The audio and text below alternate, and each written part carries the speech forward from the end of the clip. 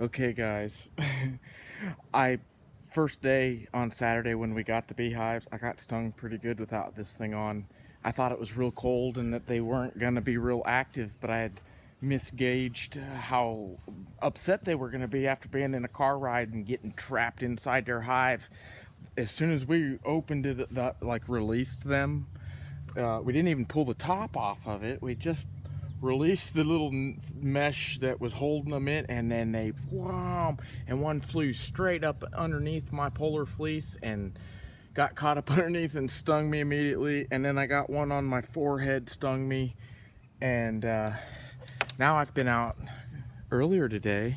Okay, they're over here. I'm gonna have to probably make more than one video so I can turn it around. I'm hoping to be able to see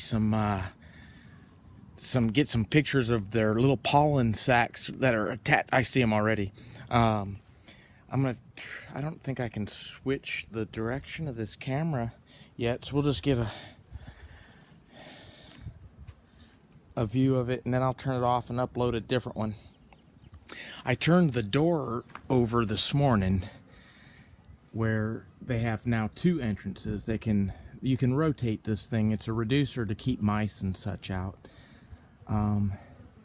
See if there's foragers coming back. It's been real nice all day today. It was horrible and crappy the day we got them, and we did open the top up to eventually to put this feeder on, which has sugar water. This is the brood box. It came with 5 frames that were already drawn out, and there's 8 frames in it.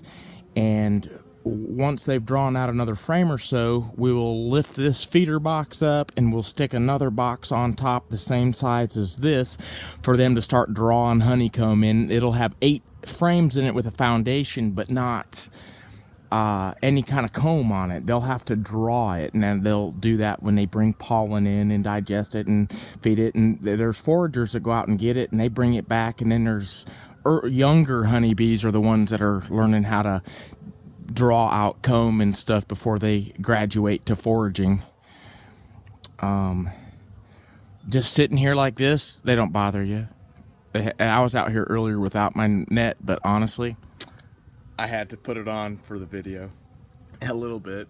I definitely don't want to get stung anymore though, because it wiped me out. I didn't have any kind of breathing issues from it. And really, my allergies have more to do with animals than pollen, I think. But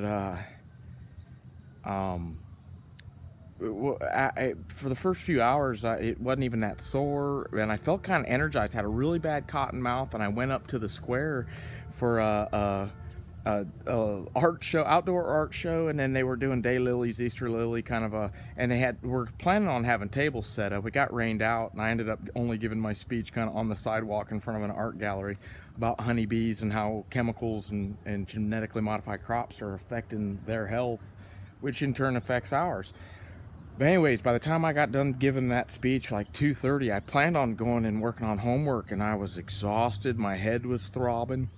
I came home and ate and slept for 10 hours, and I never sleep for that long.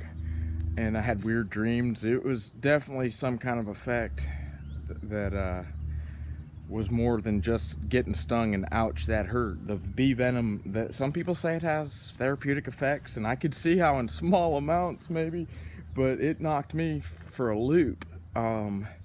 So before anybody comes up here, I'm scheduling an appointment with my primary care provider to get some EpiPen, in case anybody's allergic to honeybees, and to the point where you'd go into anaphylactic shock and have breathing problems because of it.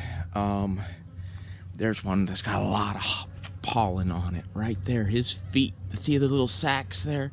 I don't want to make him mad. Oh, they got inside. He's going to deliver it. There's one taking off to get more. Anyways, I'm going to flip this thing around so I can see.